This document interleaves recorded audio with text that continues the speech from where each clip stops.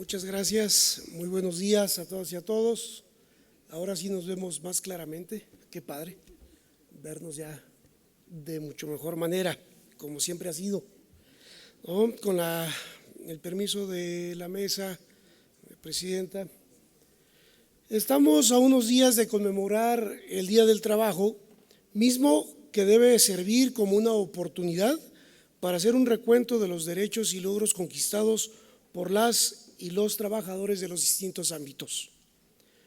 Pero también debe servir para recordar el camino que aún tenemos pendiente por recorrer para lograr que el trabajo sea una actividad que dignifique, remunere y garantice los derechos de todas y todos de forma adecuada. Desde la Declaración de Filadelfia, cuando se constituyó la Organización Internacional del Trabajo, se señaló el principio de que el trabajo no es una mercancía. Dicho principio se desenvolvió unos años después en la Declaración Universal de los Derechos Humanos de 1948,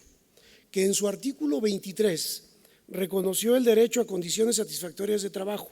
a remuneraciones equitativas y satisfactorias, a la protección social, así como a la organización sindical para la defensa de los intereses del trabajador, entre otros. Posteriormente, se han ido cristalizando en el marco jurídico político de países como en el nuestro. Durante el periodo neoliberal se apuntalaron formas relacionadas laborales que, con las respectivas reglamentaciones desfavorables para el trabajo, institucionalizaron la flexibilización de las obligaciones patronales, exponiendo a las y los trabajadores a condiciones de precariedad que implicaron la disminución de los salarios reales, el aumento de la inseguridad laboral, así como la pérdida de formas de protección laboral previamente ganadas por los movimientos de los trabajadores.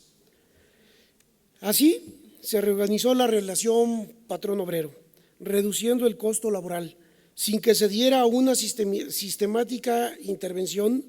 garantista por parte del Estado o los sindicatos. Sin embargo, a partir del cambio de gobierno, cuando inicia el gobierno de México actual, durante el 2018, inicia un proceso de transformación en la vida pública que comenzó a construir una nueva política social en beneficio de todas y todos los mexicanos, que tuvo como parte medular la garantía de los derechos humanos laborales. La mejora de condiciones laborales ha sido una de las principales preocupaciones de la nueva política social, mediante acciones como la elevación o aumento del salario mínimo, el impulso a la democracia sindical, que cada vez viene ganando mayor terreno, y la prohibición de la subcontratación. Así, se ha buscado proteger los derechos laborales de las y los trabajadores, pues la subcontratación puede entenderse como la situación mediante la cual una persona física o moral proporciona o pone a disposición trabajadores propios en beneficio de otra, lo cual abre la puerta a prácticas perniciosas en perjuicio de los derechos de las y los trabajadores. En este supuesto se encuentran muchos ámbitos de gobierno que subcontratan servicios de limpieza o seguridad privada mediante contratos anuales que, pese a ser legales, se traducen en garantías laborales diferenciadas con respecto al resto del personal de las dependencias gubernamentales, sueldos menores, prestaciones de vacaciones o aguinaldos menores, así como una escasa vigilancia del cumplimiento de las obligaciones patronales para con las y los trabajadores. Tal es el caso de este Poder Legislativo, que en los últimos años hemos contado con personal de servicio de limpieza y de seguridad privada, quienes directa y cotidianamente se presentan a trabajar en el Congreso para mantener las instalaciones limpias y seguras, cumpliendo un horario y acatando peticiones de la directiva del mismo. Pese a lo anterior, este Congreso no los reconoce como sus trabajadores, pues la prestación de estos servicios depende de dos contratos que año con año se llevan a cabo con un par de empresas por poco más de 7 millones de pesos en conjunto. Recordemos que en enero de este año se declaró desierta la convocatoria para el servicio de seguridad, dejando en una total incertidumbre a nuestros compañeros elementos de vigilancia. Esta situación ha facilitado que los derechos laborales de las y los trabajadores de limpieza y seguridad se encuentren en una situación precaria y de inestabilidad, a tal punto que en más de una ocasión las y los trabajadores han referido que bajo amenaza de despido las empresas los obligan a afirmar que han recibido diversas prestaciones que en la realidad nunca les llegan.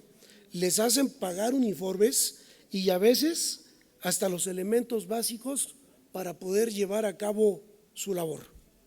De esta manera, la subcontratación de estos servicios no solo provoca que el Congreso desconozca sus obligaciones patronales, sino que lo hace a costa del presupuesto público que se ejerce.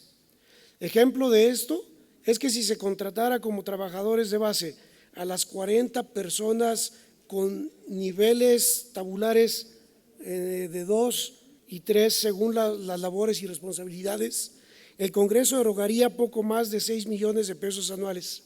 es decir, casi 1 millón de pesos de ahorro gracias al manejo de las relaciones laborales y la garantía de los derechos de las y los compañeros de limpieza y de seguridad. En cambio, es el más beneficio ya que abonará a que no se les pueda quitar prestaciones o apoyos que reciben todos los trabajadores de este Congreso, como son alimentos, desayuno y comida a un bajo costo, mismo que sabemos en estos momentos está eliminado y que al contrario tengan mayores y mejores prestaciones de ley con un trabajo seguro, sin amenazas y legal. Un proceso de transformación de la vida pública necesariamente debe de tener la mejor constante de las relaciones laborales y la garantía de los derechos humanos laborales como parte de su horizonte político y social, por un desarrollo inclusivo que no deje a nadie atrás. Es momento de trascender los discursos para materializarlos en hechos. Compañeras y compañeros legisladores, les invito a que como representantes populares orientemos todos nuestros esfuerzos a ampliar y garantizar los derechos laborales de todas y todos los trabajadores y en este caso en aquellos que día a día con nosotros están siempre y nos ayudan a tener un Congreso limpio y seguro. Es cuanto, muchas gracias por su atención.